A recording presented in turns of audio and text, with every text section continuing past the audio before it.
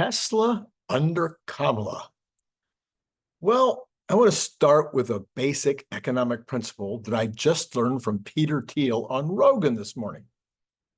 He said that, and I didn't know this, I didn't ever think this through, California has roughly the same GDP as Germany and Japan. That I knew. California is the fifth largest country in the world, I think, or something like that. So it's right up there with Germany and Japan as far as GDP. But it only has a fraction of the population.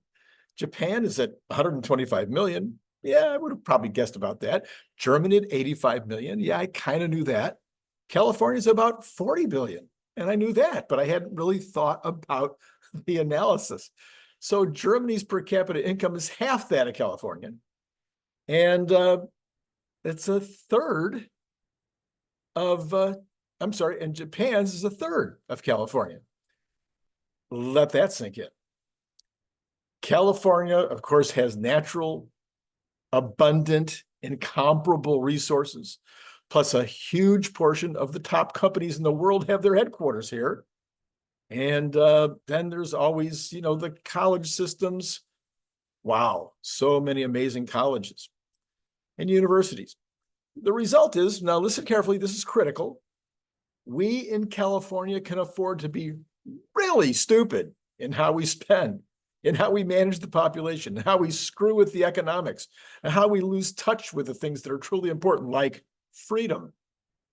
Well, so too in the United States. We can actually afford, the country is so rich, so filled with natural resources, so unbelievable in terms, I looked up the colleges and universities. We have all of the top universities. There's like three other, a couple of like Oxford in England and one or two in Australia, a couple other ones in England, of course, and one in Zurich, I think. I mean, out of the top 30 universities, 24, 25 of them are in the United States. Well, we can also then afford to do ridiculous things that Kamala is proposing. I'm worried about the long-term consequences, of course. For instance, look at Canada, Great Britain, and Japan for historical perspective on what can happen to really good, solid economic countries under bad leadership. But for 4 or 8 years, the country's very likely to do well, no matter who's elected. We have the top 7 companies in the world located here. And of course, as I mentioned, natural resources in abundance. We're just about to embark on an age where tech is going to create massive increases in productivity and wealth. And the US will be a huge beneficiary of those things, with Tesla leading the way. So how will Tesla do under Kamala? Musk has been and clearly will continue to prefer Trump in an extremely public way. And there's every reason to believe he will continue to throw brickbats at Harris as right up to and through the election, and then even after the election. She is the polar opposite of everything that Elon believes at this point. Thus, it's pretty likely that Elon will not get any better hearing from the Harris administration than he has from the Biden folks. There's at least a chance, pretty good chance, that the regulatory agencies will continue to be difficult and problematic. Sure, maybe there's a chance that she would extend an olive leaf if she thought it would benefit her in some way. That would be about as likely as Dan O'Dowd being right.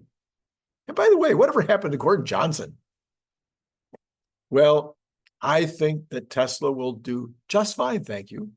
Nothing will stop autonomous ride-hail from happening. Nothing is going to stop Optimus from revolutionizing the world. Nothing is going to stop the integration of Grok with those products and others. Nothing is going to stop Elon's use of AI to make our factories even more amazing than they already are. Sure, I worry that the regulations will be onerous for business, and they might slow down even Tesla or SpaceX more under the Harris administration than under a Trump administration. Sure, there might be taxes on unrealized profits, which could hurt Trump and could hurt you and me. And that could strip Musk of some of his wealth. But I suspect that the getting through Congress with a tax on unrealized profits is going to be difficult, very, very difficult. Anyway, by the way, I don't think she has a chance of being elected. The election doesn't start. If those of you who follow politics, if you really have a deep understanding of political science, know that U.S. elections don't really start until Labor Day. What we've been right now has been in the preseason. We've been, the games have been using the new players and the people that don't know what they're doing, and you make mistakes and stuff like that that are really silly during the preseason, and then it all starts on September 3rd. And then we'll see. And I think we'll see where the polls are at the end of August. I think we'll see that Harris will continue to present ideas and approaches to governance that will be anathema or anathema. How do you pronounce that?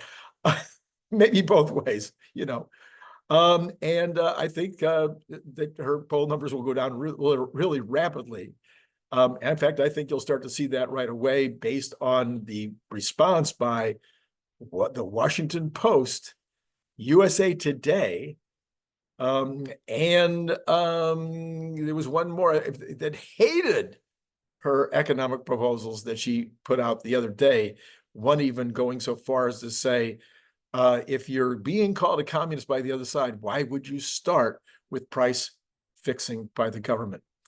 Anyway, that is where I feel things are right now. That's where I feel it'll be. But I don't think we have anything to worry about for the next 8 years. The country will survive, and Tesla will do just fine. What do you think? Let me know in the comments below. I'd love to hear from you.